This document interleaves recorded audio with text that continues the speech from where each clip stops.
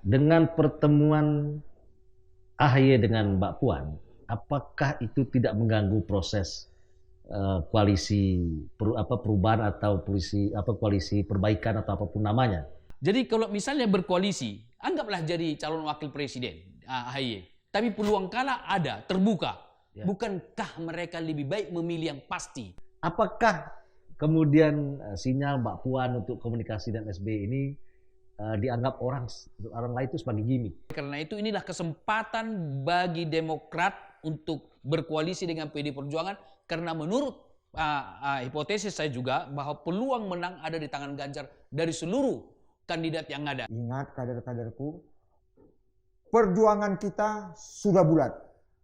PDI Perjuangan harus menang. Katakanlah Demokrat berkoalisi dengan PD Perjuangan, ya, lalu disebut itu menghalangi menjadi calon. Yang salah adalah yang calon itu tidak mampu merangkul.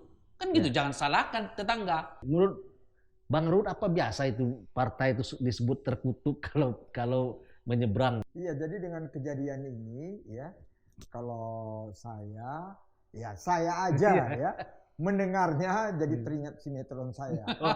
Pening aku tante, siapa yang mengira ini jadi begini kan? Yeah.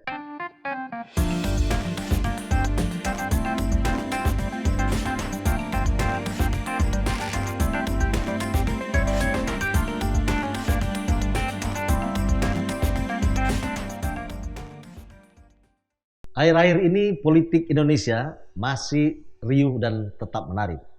Yang menarik adalah persoalan legislatif, yaitu terbuka dan tertutup. Kemudian ada persoalan soal presiden. Sepertinya di Indonesia ini lebih mudah mencari calon presiden daripada mencari calon wakil presiden. Dan hari ini Poltag edisi perdana politik taktis Rio Capella mengundang dua tokoh. Satu tokoh politik, yang kedua memang pengamat politik yang memang harus kita acungi jempol karena pengamatannya lebih banyak benar daripada salah. Yang pertama, hari ini kita undang kebetulan nama programnya sama, yaitu Bang Poltag, yaitu Ruhut Sitompul. Terima kasih Bang sudah datang di acara ini. Kemudian yang kedua ada Bang Emrus Siombing, pengamat politik terima kasih. PH. Ini biasa menyampaikan pendapatnya baik media cetak maupun elektronik. Nah Bang, ini Bang Ruhut. Ini kan akhir-akhir ini kita dengar bahwa PDIP itu menyenggol Demokrat ya untuk bertemu atau paling tidak membicarakan persoalan-persoalan bangsa hari ini. Yang dulunya agak sulit kita terima bahwa PDIP begitu mudahnya berkomunikasi dengan Demokrat. Nah, Abang ini kan mantan Demokrat, ya nggak? Hari ini di PDI Perjuangan, tentu memahami paling tidak di dua partai ini. Apakah kemudian sinyal Mbak Puan untuk komunikasi dengan SBY ini dianggap orang lain itu sebagai gimmick? Ya. Kalau menurut Abang gimmick apa enggak nih? Gimana Bang Ruhut? Terima kasih Bang Rio Capella dan Bang Emrus. Terima kasih. Ini bukan gimmick. Ya. Disitulah yang saya selalu mengatakan, negarawan besar, Presiden Republik Indonesia yang kelima, Ibu Megawati Soekarno Putri. Ya, beliau itu memang di dalam apapun dilakukan selalu bekerja dengan hati. Ya. Dan kita tahu kenapa sekarang ini PDI Perjuangan dan Demokrat menjadi mesra, kan begitu. Ya. Saya juga satu dengan Mbak Puan. Ya. Ini kan berawal dari statement Mbak Puan, sahabat-sahabat pers menanyakan, siapa-siapa Mbak Puan calon wakil presiden, seperti yang disampaikan Bang Rio ya. Memang susah mencari calon wakil presiden ini. Mbak Puan menyebut beberapa nama, termasuk adik saya, AHY, kan begitu. Maaf saja, kita tahu dia sudah duluan deklarasi, ya, deklarasi pembaruan yang mendukung Pak Anies Baswedan, partainya Bung Rio, dulu Nasdem, ya, begitu juga PKS dan Demokrat. PKS, Nasdem dan semua mendengar ini sepertinya saya nggak ngerti, apa mungkin merasa kecolongan atau apa, tapi sinis lah. Ya. Lebih enak dikatakan karena ini tahun politik seperti yang Abang bilang, nyinyir. Tapi saya di luar dugaan saya. Demokrat makin lama makin dewasa. Kenapa saya katakan demikian? Waduh, Syarif Hasan menyambutnya dengan sangat positif. Sahabat Abang dulu. Wah, sahabat saya. Kebetulan Pak Syarif Hasan ini sebelum kami di Demokrat, saya lawyer, klien saya juga pengusaha ini, yang banyak kaitannya dengan Jepang. Sangat arif dan bijaksana menjawabnya. Begitu juga si Sekjen, adik saya juga, Sekjen ini adik saya juga jernih sekali menanggapinya. Termasuk Mas AHY, Ketua Dewan Pembina Pak SBY, Wah, di situ saya lihat, taunya Bang, maaf nih Bang, aku cerita panjang sedikit ya. Taunya aku nggak ikutin. Kawan-kawan, aku biar saya terima kasih saya dipercaya di PDI Perjuangan, bahkan saya jadi caleg untuk nanti di Sumut 1. Terus terang saja saya banyak terima telepon dari adik-adik saya dari Demokrat di seluruh Indonesia. Bang, ada apa ini Bang? Jangan-jangan Abang behind the scene-nya, kan begitu. Saya bilang enggak, saya nggak tahu. Kami tegak lurus kepada Ibu Mega, saya nggak ikut campur. Saya bilang gitu. Iya Bang, ini trending topik di mana-mana Bang. Sesama Sekjen Mas Hasto, Mas Rizky sudah ketemu. Wah, insya Allah sebentar lagi Mas AHY dan Mbak Puan. Wah, bagus dong, saya bilang gitu kan. Waduh, nggak ngerti kami Bang. Kalian kalau camkan saya punya omongan dari dulu, ini politik. Kan saya selalu mengatakan 2 tambah 2 tidak selalu 4. Bisa 6, 7, 8, 9. Inilah mungkin ya 2 tambah 2 itu 9. Di luar dugaan kalian, karena semua TV kalau sudah tampil yang namanya kader-kader Demokrat, adik-adik saya, karena saya anggap adik-adik saya meninggalkan Demokrat, mereka belum di Demokrat. Tiba-tiba kayak sangat mengerti Demokrat. Galaknya nggak kebayang. Pemerintahan dibantai, kami dibantai. Tapi sekarang ya suasana jadi begini enak, ya saya terima kasih. Gitu Abangku. Baik Barun, ini mantan Demokrat dan sekarang bergabung pada PDIP, ini memang pas untuk memberikan statement yang menyejukkan. Bang Emrus. Ya baik. Ini kan tadi yang diceritakan Bang Ruhut, bahwa Demokrat, kemudian PDIP itu memberikan kejutan yang tidak pernah kita bayangkan. Betul. Artinya begini, kejutan pertama PDIP memberi sinyal, kejutan kedua sinyal itu diterima oleh Demokrat. Jadi ada 2 kali kejutan. Nah saya pikir gini, Demokrat itu partai yang pernah menjadi pemenang pemilu. Pernah melahirkan presiden 2 periode. Kemudian PDIP pernah menang pemilu. Melahirkan presiden yang 2 kali juga. Betul. Bu Mega dan kemudian Pak Jokowi 2 kali. Kemudian yang bertemu ini adalah anak mantan presiden. Kemudian Mbak Puan juga anak mantan presiden.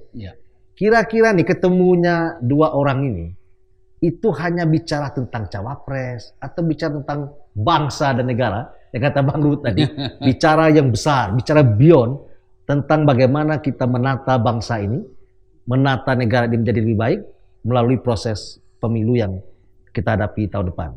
Artinya ini bukan gimmick. Baik. Kira-kira menurut Bang Emrus apa sih yang dibicarakan ini? Baik, sebelumnya saya mengucapkan selamat buat dialog kita Poltak gitu ya. Narasumbernya Poltak 1, Poltak 2 gitu kan. Nah, saya melihat bahwa ini suatu hal yang bagus gitu ya. Kenapa saya katakan bagus? Kan PD sama Demokrat selama ini sedikit agak terganggu. Ada hubungan relasi yang tidak begitu mesra. Tetapi memang itulah politik. Dan tidak hanya politik, itulah relasi antar manusia. Biasanya hubungan antar manusia itu kalau kita pakai komunikasi antar pribadi, banyak teori yang bisa menjelaskan itu, kadang-kadang hangat, kadang-kadang mendingin, dan lain-lain sebagainya. Itu relasi, tidak hanya di politik itu sebenarnya.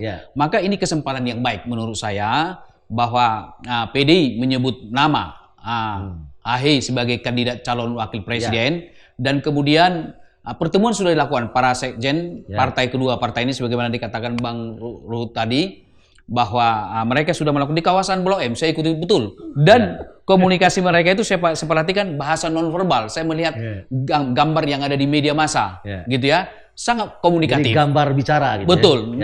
Jadi nonverbal, sangat komunikatif. Cara duduk, tidak ada jarak di antara mereka. Nah, kemudian akan direncanakan akan ada pertemuan AHY dan Mbak Puan Maharani. Saya kira perkiraan saya ini, hipotesis saya tidak tahu Bung Kapel yang lebih tahu di dalam. Perkiraan saya bahwa Bu Puan ini akan generasi penerus untuk memimpin PD Perjuangan. Nah, di sisi lain kita melihat bahwa regenerasi sudah terjadi di Demokrat, yaitu dipimpin AHY. Para generasi muda ini nanti kan kalau melakukan suatu koalisi yang dilakukan sangat luar biasa untuk perjalanan bangsa dan negara kita. Nah, kita melihat bahwa latar belakang mereka berdua ini, kalau kita lihat anak atau putri presiden, kemudian adalah seperti yang Bang Kapela katakan, 2 periode memimpin bangsa ini, yaitu Joko Widodo dan SBY, kader mereka seperti itu. Saya kira suatu hal yang produktif. Tetapi ketika banyak media bertanya ke saya, apakah AHY akan menjadi calon wakil presiden yang ditentukan secara definitif oleh nanti koalisi, saya berpendapat, saya berhipotesa begitu ya, sangat kecil kemungkinan Ganjar dipasangkan dengan AHY. Tetapi ini suatu hal positif relasi mereka. Kenapa? Boleh jadi nanti ketika, kan kalau misalnya ada koalisi, tidak lepas daripada kekuasaan, tidak lepas bagi-bagi kue, begitu ya. Contoh misalnya PAN kemarin merapat dapat kursi gitu, wajar itu distribution of power gitu ya. Boleh dikatakan sebagai politik gotong royong yang dilakukan oleh PD Perjuangan. Nah, bisa saja nanti ke depan apa yang diperoleh oleh Demokrat, saya kira misalnya 2 atau 3 menteri, itu sangat wajar saya pikir itu. Nah, oleh karena itu inilah kesempatan bagi Demokrat untuk berkoalisi dengan PD Perjuangan, karena menurut hipotesis saya juga bahwa peluang menang ada di tangan Ganjar dari seluruh kandidat yang ada. Secara real kita bisa melihat berhipotesa semana. Kenapa demikian? Pertama, bahwa dukungan partai politik sudah makin mengalir, dan boleh jadi koalisi yang mengusung Ganjar nanti, siapapun wakil presidennya nanti, yaitu akan ada koalisi besar, partai besar akan ada di sini. Jadi oleh inilah kesempatan bagi AHY untuk bergabung dengan Ganjar Pranowo atau PD Perjuangan, dibanding sekarang kita melihat di koalisi, katakanlah koalisi pembaruan, perubahan dan persatuan gitu ya. Saya kira nggak ada kepastian. Kedua, analisis saya juga bahwa kecil kemungkinan mereka ini maju, Anies. Kenapa? Siapa penanggung biaya politiknya? Karena ini triliunan, gitu ya. Karena bagaimanapun dalam konsep politik ada yang dikenal dengan kelompok kepentingan. Kelompok kepentingan ini kan direpresentasikan oleh pengusaha. Pengusaha akan melihat siapa yang berpeluang menang dan mempunyai visi tentang kebangsaan dan keindonesiaan kita, kebinekaan. Karena pengusaha itu senang kebinekaan, kebersamaan. Tidak eksklusivitas gitu ya. Saya kira akan cenderung nanti pengusaha itu akan mengalokasikan biaya politiknya membantu untuk pasangan Ganjar Pranowo dan siapapun wakilnya. Nah, oleh karena itu saya kira ini kesempatan, karena di seberang sana Anies kemungkinan untuk tidak maju sangat besar, karena kan sekarang diwacanakan juga tentang Formula E. Kita tidak tahu nanti bagaimana persoalannya. Nah, oleh karena itu saya melihat begitu Formula E diwacanakan, kan banyak orang-orang pendukung Anies yang menolak, gitu kan? Dipolitisasi dan lain-lain sebagainya.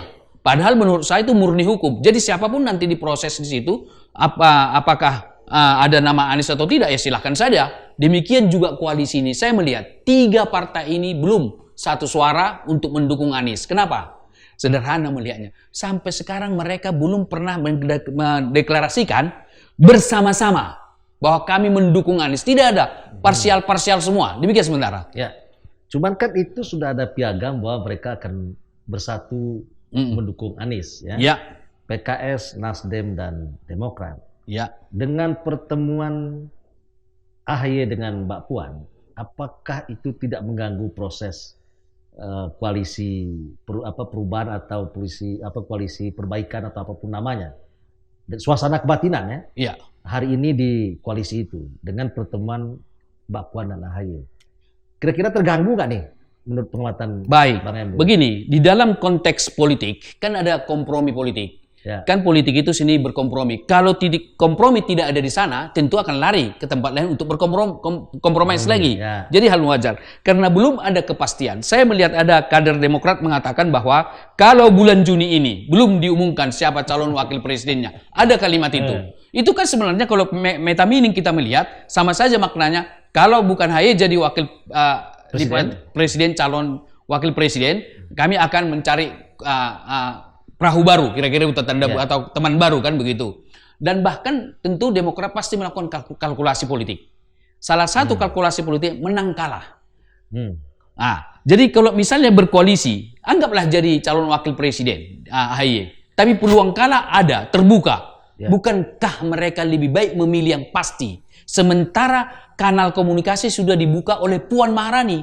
Ini kesempatan yang baik. Dan bisa jadi koalisi mereka nanti ke depan bisa berjalan dengan asumsi katakanlah AHY menjadi bagian dari koalisi tapi bukan jadi wakil presiden. Nah, kemudian menang nanti untuk selanjutnya kan bisa berkoalisi sehingga Demokrat tidak lagi selalu di luar kekuasaan. Kemarin kan di luar kekuasaan 2 periode kan? Ya.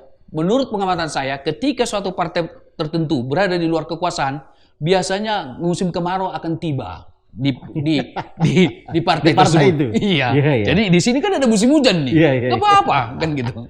Gini Bang Ruhut, itu salah satu petinggi Partai Nasdem mengeluarkan statement bahwa Partai Demokrat akan tertutup kalau meninggalkan koalisi perbaikan itu. Kalau artinya menyeberang kepada PDI Perjuangan atau Prabowo. Bahasa tertutup ini kan udah bahasa yang paling nggak ada lagi lah bahasa lewat dari itu. Menurut Bang Ruhut apa biasa itu partai itu disebut terkutuk kalau menyeberang atau meninggalkan koalisinya? Padahal koalisinya juga nggak memberi kepastian apa-apa juga terhadap Partai Demokrat. Menurut Bang Ruhut gimana itu kalau sampai ada statement itu? Iya, jadi dengan kejadian ini ya, kalau saya aja ya mendengarnya jadi teringat sinetron saya. Pening aku tante. Siapa yang mengira ini jadi begini kan? Apalagi yang namanya Nasdem, PKS. Mereka langsung punya gambaran. Sempatlah benar kejadian ini. Demokrat bergabung dengan kami, PDI Perjuangan. Ya AHY layu sebelum berkembang, selesai. Nggak bisa lagi calon presiden. Anies maksudnya. Oh iya, Anies maaf. Anies selesai. Kalau AHY bergabung sama kami. Jadi wajar aja kawan kita di Nasdem itu rada kalap lah mendengar itu. Ya, sampai keluar kata-kata yang sebenarnya dalam politik itu nggak baik, terlalu kasar. Begitu juga saya dengar beberapa statement waktu sahabat-sahabat pers ini pintar-pintar, hebat, kita bangga dengan pers Pancasila kita. Ya, nanya juga kepada PKS yang piawai berdiplomasi, mereka juga gimana Bang Emrus? Waduh, berpaling. Dan lebih seru lagi siapa? Siapa yang tidak kenal? Anies ahli menata kata. Sama wartawan ditanya rencana pertemuan AHY dan Mbak Puan, dia buang muka, nggak bicara, langsung pergi. Jadi memang benar ini bagaikan petir di siang bolong kejadian ini. Nggak, tapi kira-kira di tawaran serius ya. Misalnya kita memprediksikan Mbak Puan ketemu dengan Mas AHY, duduk bersama-sama, kemudian banyak bicara tentang soal bangsa dan negara, tentu pasti menyenggol soal Pilpres. Apa kemungkinan AHY dengan Demokratnya akan menyeberang, kira-kira mendukung Ganjar? Ada kemungkinan nggak itu kira-kira? Kalau saya lihat dari bahasa tubuh, beliau orang yang pernah mempercayai saya selama 10 tahun 2 periode beliau, waktu statementnya di mobil, sepertinya beliau lebih baik anaknya bergabung dengan PDI Perjuangan, jujur saja. Dan ini kalau kejadian itu yang saya katakan, Anies mau kemana kan begitu, itu yang saya bilang layu sebelum berkembang. Dan ini bisa terjadi. Dan tadi Bang Emrus baik sekali. Beliau ini kan seorang pengamat, sangat objektif menilai. Calon wakil presiden pun, yang adik saya Andi Arief, jagoan dari Lampung marah-marah, Ya. Kalau tidak kejadian bulan Juni, Ya. itu kan juga satu ancaman Ya. sebenarnya, ancaman. Ya. Atau mungkin karena sudah bosan dipermainkan oleh. Iya, udah bosan dipermainkan dan kawan-kawan yang bertiga ini ya membuat mungkin Demokrat akhirnya ya seperti yang dikatakan Pak Emru Sombing. Emangnya kalau kami jadi wapres, Anies itu menang. Ya. Surveinya jalan di tempat terus kok. Iya, Ya? betul.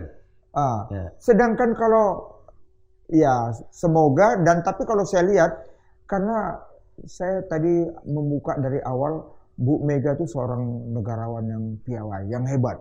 Ya. Dan turun ke anaknya, ibarat buah apel jatuhnya tidak jauh dari batangnya.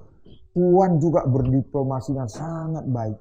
Kami juga diajarkan harus rendah hati, jangan sombong, buka semua jalur komunikasi dengan partai-partai lain. Walaupun memang kadang-kadang ada satu partai yang memang kami kurang welcome. Ya. Tapi saya nggak usah bilang lah, semua orang sudah tahu. Ya. Tapi kalau sama partai lain, termasuk Demokrat, kita welcome. Jadi kalau mau gabung sama kita, terima kasih. Bukan gitu. Bang Emrus, itu Ya. kan pernah kalau nggak salah Sekjen PDI Perjuangan mengatakan bahwa agak sulit kami melakukan kerjasama politik dengan Demokrat dan PKS ya. Tapi belakangan kita melihat bahwa itu terjawab sudah, bahwa komunikasi dilakukan dan kemungkinan kerjasama itu ke depan sangat terbuka lebar. Itu satu yang perlu pendapat Bung Emrus. Artinya dengan kejadian ini kan menjawab pernyataan itu. Yang kedua, bahwa akibat dari itu mengakibatkan Anies tidak bisa maju kalau AHY menyeberang. Ya. Nah, apakah tawaran PDI Perjuangan ini memang untuk menghambat Anies, atau memang Demokrat juga merasa wah ini kerjasama nggak jelas sama Nasdem sama PKS ini. Maka mereka cuma bekerjasama dengan partai lain yang pernah kalau kata petinggi Demokrat, dua partai yang konsisten, yaitu PDI Perjuangan dan Demokrat. Kalau ngomong A. Tapi sampai kapan A itu, ketika memang tidak mungkin karena mereka tidak dihargai, tentu pride-nya terganggu. Ya. Jadi artinya dia konsisten mendukung Anies, tapi kan pernyataan Andi Arief, apakah Anies kalau memilih AHY, apakah Nasdem nggak akan keluar? Kan gitu nih. Artinya persoalannya bukan di Demokrat sebenarnya. Anies bisa saja memilih AHY, tapi apakah Nasdem akan bertahan? Dan hari ini dua partai ini berseteru, tapi tidak ada kejelasannya apakah ini akan jalan terus atau tidak. Nah, menurut Bung Emrus? Baik, sederhana untuk melihat relasi politik itu. Ya. Artinya adalah kepentingan. Ya. Kepentingan di mana terwujud, dia akan berlabuh ke situ. Ya. Gitu ya. Nah, kalau dikatakan misalnya, katakanlah Demokrat berkoalisi dengan PDI Perjuangan, lalu disebut itu menghalangi menjadi calon. Yang salah adalah yang calon itu tidak mampu merangkul. Kan gitu, jangan salahkan tetangga. Tetapi rumahnya sendiri tidak mampu. Salah satu pernyataan Anies yang menurut saya tidak produktif di dalam konteks relasi mereka. Ada kalimat, saya orang komunikasi bisa memaknai semiotika. Dia katakan begini, bahwa PKS sama Demokrat belum mengeluarkan biaya sampai sekarang. Ada kata-kata. Nah, kalimat itu, diksi itu pas disampaikan ketika komunikasi private. Jangan dibuka ke publik. Itu sama saja Anies mengatakan, kami lagi tidak mesra loh. Oleh karena itulah acap kali memang para politician ini atau tokoh-tokoh ini perlu diberi pengetahuan komunikasi. Mana yang harus disampaikan ke publik, mana yang disampaikan ke privat. Nah, dengan dibuka seperti itu sama saja membuka katakanlah persoalan di dalam rumah tangganya. Baru kemudian kalau misalnya apakah akan bisa berkoalisi, saya kira sangat terbuka koalisi. Ini kesempatan baik bagi Demokrat. Ketika nanti Demokrat, dan tentu tidak mungkin lepas tanpa ada suatu bargaining position atau katakanlah kepentingan, ya tawarkan saja ketika bertemu di panggung belakang itu biasa, jabatan menteri dan lain-lain sebagainya. Kalau wapres, menurut pandangan saya tidak kenal PDI Perjuangan gitu ya, saya tidak ada relasi dengan mereka, saya tidak dapat bocoran itu. Tapi akal sehat saya mengatakan kecil kemungkinan. Tetapi dengan dia masuk itu misalnya katakanlah 2 menteri, 3 menteri kan bagus sekali. Sehingga pada periode 2024, 2029 mereka ada menteri 3 orang misalnya atau 2 orang. Salah satu diantaranya kenapa tidak dibergeningkan adalah AHY. Kan kalau misalnya AHY jadi menteri, kemarin kan gagal jadi gubernur. Kemudian naik jadi menteri, kan itu suatu prestasi.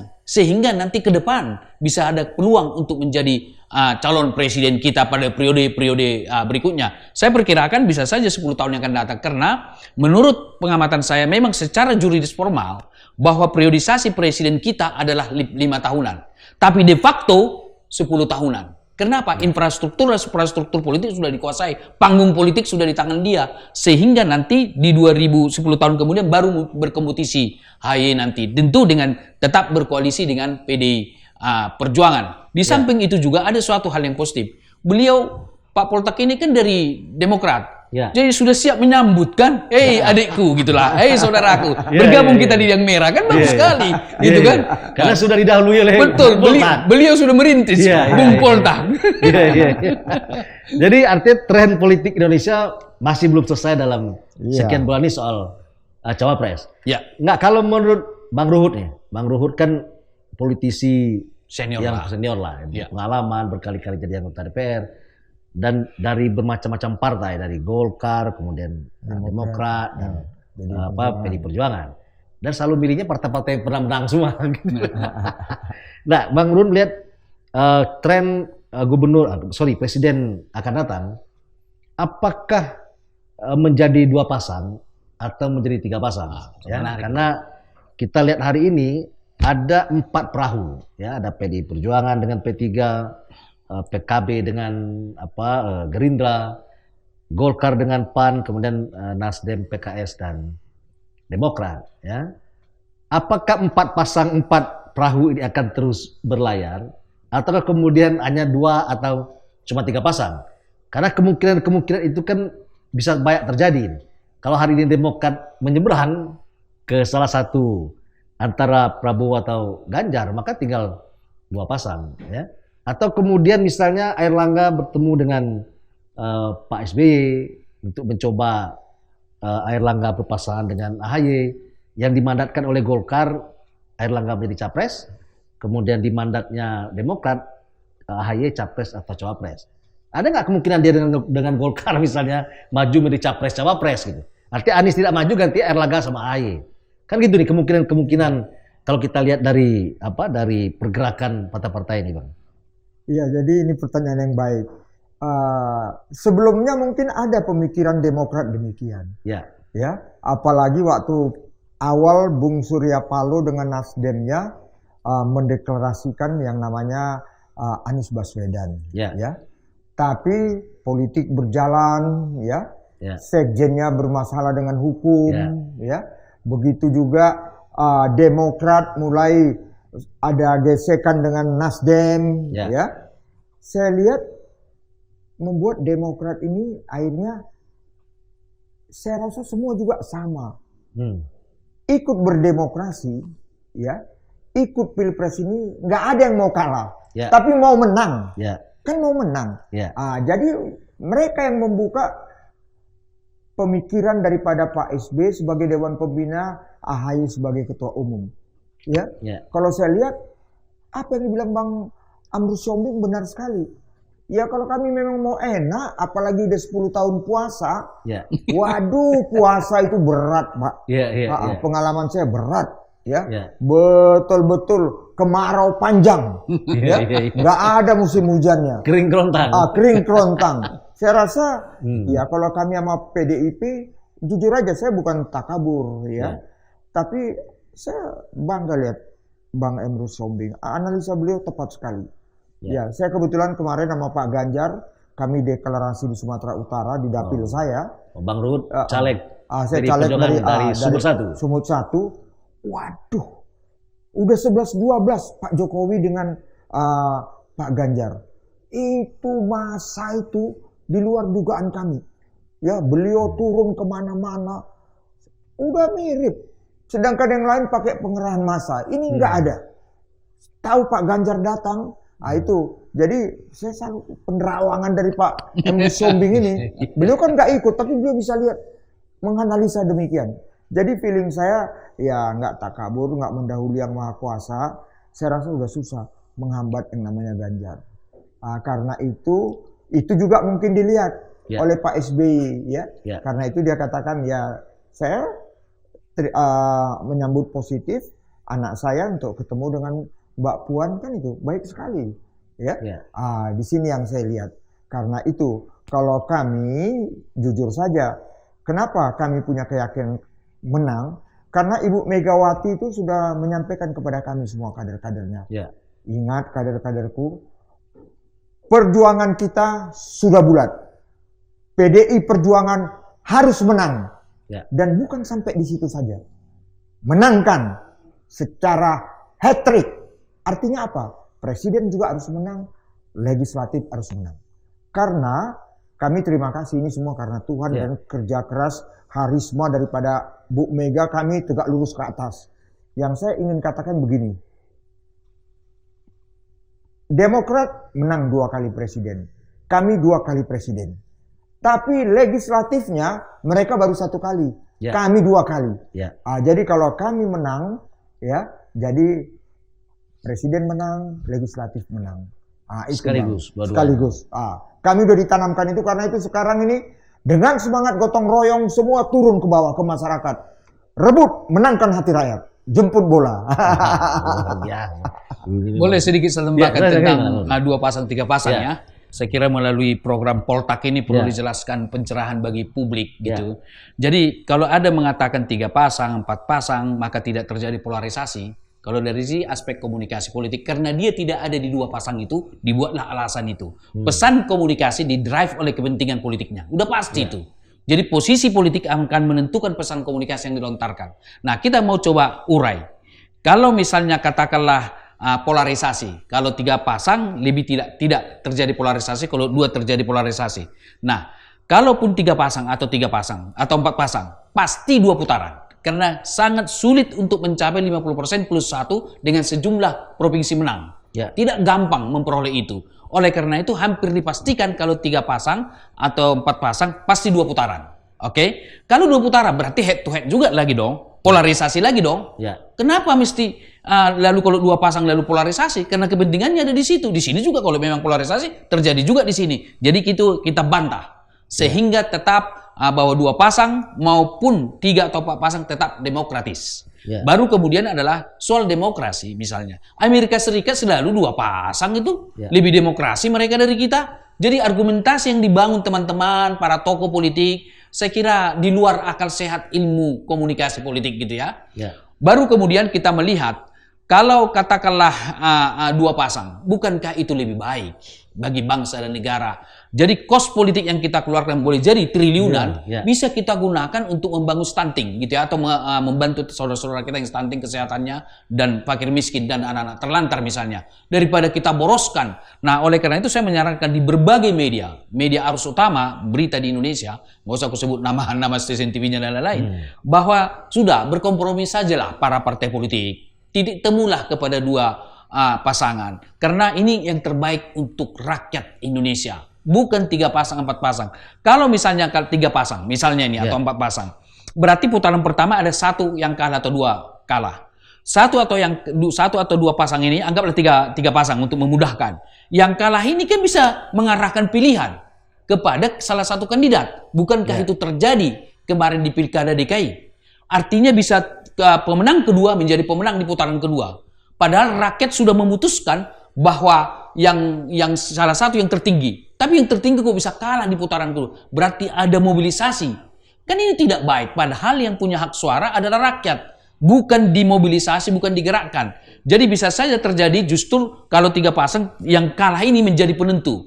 Tentu itu bergening. Tidak gratis itu. Jadi kalau yang didukung itu menang, ada lagi hitung-hitungannya itu gitu kan. Jadi oleh karena itu hentikanlah yang namanya politik yang seperti itu. Kita orientasi kepentingan rakyat. Sudah 2 pasang. Saya siap berdebat kepada siapapun yang mengatakan 3 pasang lebih baik daripada 2 pasang. Saya akan bisa mempertahankan argumentasi bahwa sudah cukup 2 pasang untuk bangsa dan negara kita. Siapapun kandidatnya. Saya melihat 2 pasang itu siapa kemungkinannya. Yaitu sudah terlihat. Yaitu Ganjar Pranowo. Saya tidak tahu siapa pasangannya. Tapi hipotesis saya. Boleh jadi pasangannya Airlangga Hartarto. Gitu ya. Kemudian Prabowo. Boleh jadi pasangannya saya tidak tahu dari partai lain yang mungkin sesuai. Karena saya lihat Muhaimin dengan Prabowo belum ada chemistry untuk dipasangkan. Tapi baru ada sesuatu nanti yang pasangan yang baru. Nah, saya melihat kalaupun misalnya Airlangga Hartarto menjadi pasangan daripada Prabowo atau Airlangga Hartarto menjadi pasangan Ganjar Pranowo, sekalipun posisinya sebagai wapres bisa jadi penentu, Pak. Karena mesin politik bisa bergerak di arus bawah dan kemudian Golkar kan terkenal dengan partai yang sangat luar biasa berpengalaman. Jadi oleh karena itu sangat tepat. Andaikan Golkar berada menjadi posisi wakil, sekalipun keputusan Munas mereka adalah Airlangga Hartarto menjadi calon presiden. Tapi pimpinan kemarin itu ada dua hal yang saya perhatikan, bahwa sudah diberikan sinyal boleh calon presiden, boleh calon wakil presiden. Sudah mulai cair. Oleh karena itu saya pikir Airlangga Hartarto, Golkar dalam hal ini saya menyarankan segeralah untuk mendekat kepada dua kandidat. Dan kalau boleh saya menyarankan kepada Ganjar Pranowo yang kemungkinan menangnya lebih besar. Jadi Airlangga Hartarto di posisi wakil presiden akan mereka bisa menikmati artinya keberhasilan daripada pemilu. Karena Golkar ini kan bagaimana mereka berpolitik supaya menang di wakil presiden. Kalau dia maju menjadi calon presiden, berarti pasangan yang lain sangat kecil kemungkinan. Jadi oleh karena itu saya menyarankan kalkulasi politik. Dan teman-teman di Golkar, di politisi Golkar, kami sering bercerita, saya berdialog informal melalui WA adalah, udah masuklah kalian wakil presiden, saya bilang gitu. Atau gini, ya 2019 itu detik-detik terakhir ya. Pak Mahfud yang sudah siap pakai baju putih, tiba-tiba jarak 2 jam pengumuman calon wakil presidennya berbeda. Ya. Orang seperti Pak Ma'ruf yang tidak kita duga, kemudian yang keluar namanya diusung oleh partai. Nah ini punya waktu masih September ya untuk detik-detik terakhir untuk pendaftaran. Artinya berdasarkan pengalaman, kita pernah punya pengalaman, itu dari Pak JK juga detik-detik terakhir. Pak JK mengatakan bahwa kalau memilih Jokowi jadi presiden, rusak negeri ini. Ternyata Pak JK yang kemudian jadi wakilnya. Ya. Kemudian Pak Ma'ruf gitu juga. Ya. Pak Mahfud udah nunggu-nunggu, ternyata Pak Ma'ruf yang keluar. Apakah kejutan yang di 2024 akan seperti itu juga? Bisa saja misalnya hari ini AHY tidak mungkin bergabung dengan PDI Perjuangan dengan komunikasi yang baik, tiba-tiba menjadi cawapres. Itu kan di luar dugaan. Ya, artinya ada kemungkinan yang terbuka yang hari ini menyatakan tidak mungkin. Atau misalnya tidak jadi cawapres tapi bergabung saja misalnya. Ya, dengan tentu bargaining yang Bang Emrus bilang tadi, beberapa menteri dan sebagainya. Nah kira-kira menurut Bang Ruhut yang selama pengalaman berpolitik ini, kan banyak hal-hal yang terkejut-kejut di detik terakhir. Ada nggak mungkin kejutan-kejutan di detik terakhir nih, menurut Bang Ruhut? Ya dalam politik selalu ada kejutan itu. Ya. Dan ini bisa terjadi.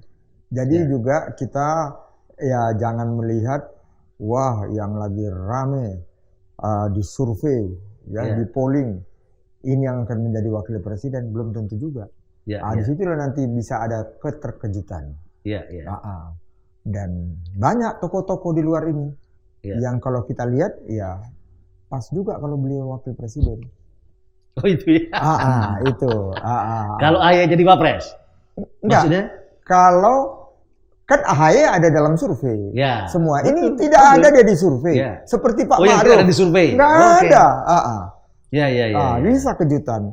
Tinggal seperti yang dikatakan Bang Emrus, head to head itu bagus. Kelemahan di kita, tadi contohnya Amerika, satu aja kita tidak ada di hati kita siap menang tapi juga siap kalah. Di kita nggak ada. Kurang apa Pak Jokowi sudah 2 periode menang, tetap aja diganggu. Tolonglah hilangkan itu. Siap menang, siap kalah. Ini harus dipegang. Jadi ya kira-kira siapa nih kalau di luar survei? Wah banyak. Yang tidak terduga sama sekali. Tidak terduga, banyak. Dan kalau saya lihat tokoh-tokohnya ini bisa dari militer. Bisa. Oh gitu ya. Misalnya bisa Pak Muldoko. Bisa Pak Budi Gunawan. Bisa. Ya. Begitu juga tokoh-tokoh militer lainnya. Jadi bisa. Karena itu ya kepada kita semua yang menunggu, siap-siaplah untuk terkejut. Kasih bocoran nih. Karena Pak Budi Gunawan juga namanya belakangan udah mulai beredar ya. di bawah itu sesuatu yang tidak kita duga, tapi Pak Budi Gunawan juga disebut-sebut, ya. Baik di Sumatera, Kalimantan, ya, sebagian Jawa itu udah mulai pelan-pelan Pak Budi Gunawan sudah mulai muncul. Artinya yang kejutan dibilang Bang Ruhut tadi bisa saja terjadi. Artinya kalaupun ada kejutan, semua pihak harus menerima ketika partai mengumumkan, gitu. Ya. Kalau Bang Emrus gimana Bang Emrus? Baik, saya pikir siapa calon wakil presidennya nanti sangat tergantung kepada kompromi daripada koalisi. Karena PDI Perjuangan mengatakan di media saya ikuti bahwa penentuan siapa wakil presidennya nanti, Ganjar Pranowo, maka akan terjadi setelah terbentuk koalisi. Di situ akan terjadi dialog. Jadi sehingga bisa saja kesepakatan mereka. Ada dua kemungkinan kesepakatan itu. Karena kader satu dengan kader yang lain menjadi wakil, satu dengan yang lain tidak setuju. Ditawarkan oleh partai lain, tapi partai lain tidak menyetujui, misalnya seperti itu. Bisa terjadi. Akhirnya titik temu dari non-partai. Kan bisa saja. Nah, tentu kesepakatan itu mereka akan hitung-hitung juga.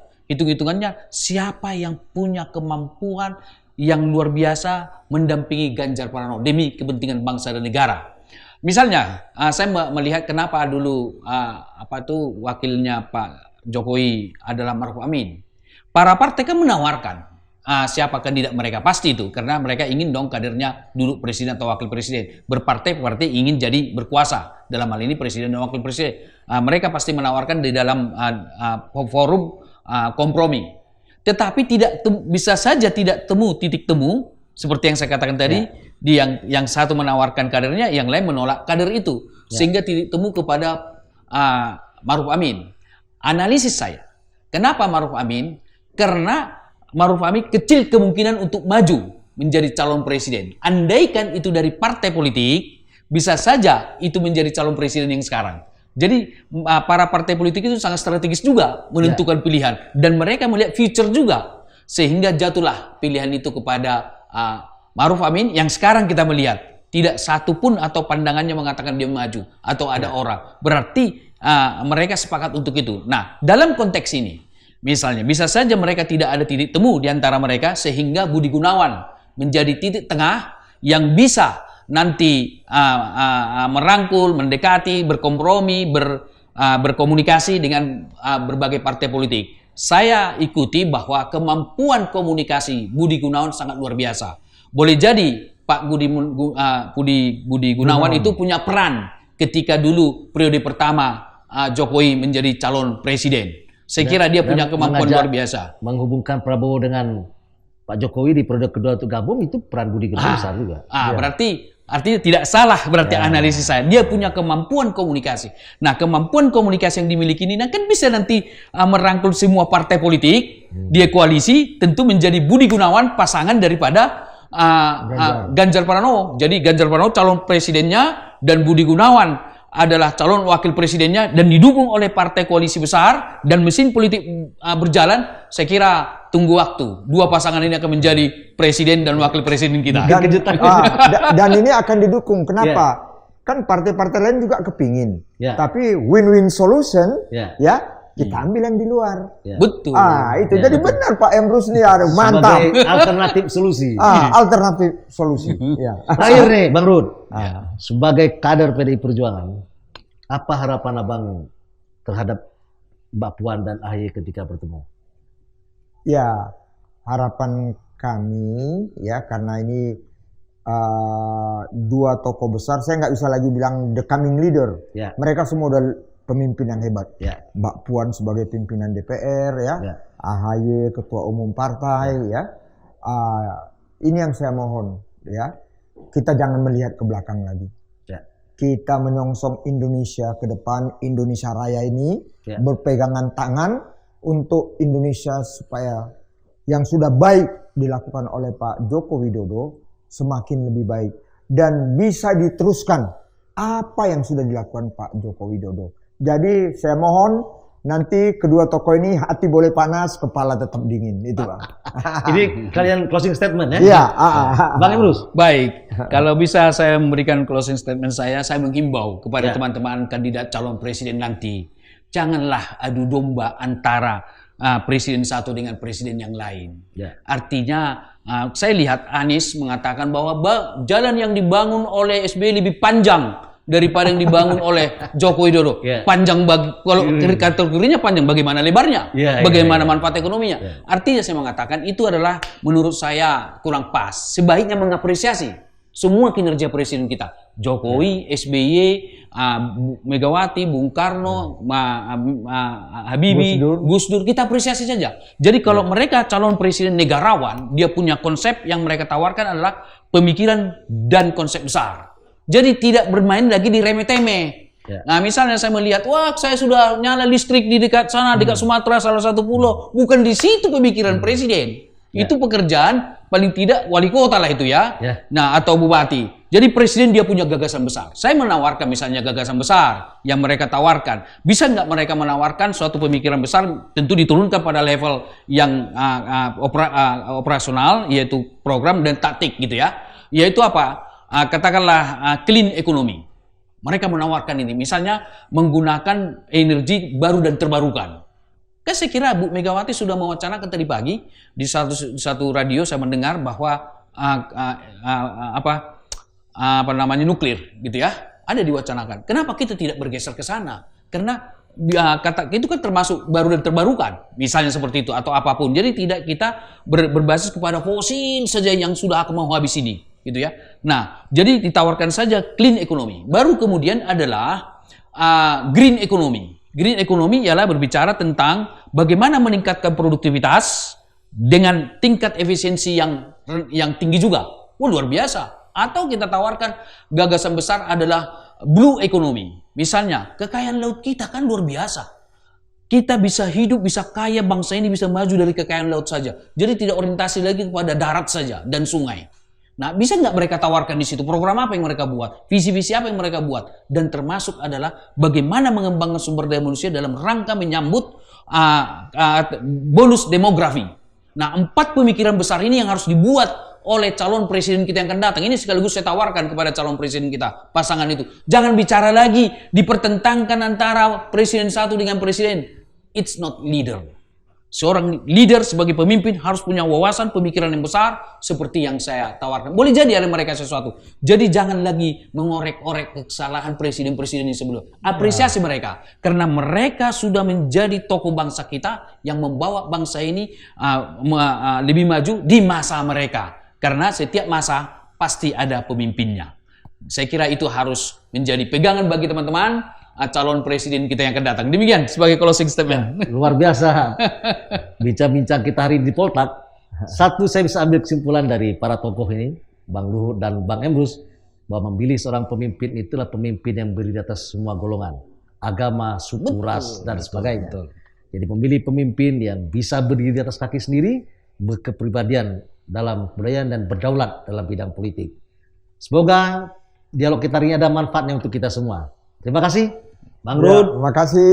Terima kasih. Terima kasih, Bang Rud. Jumpa lagi Rabu depan. Terima kasih.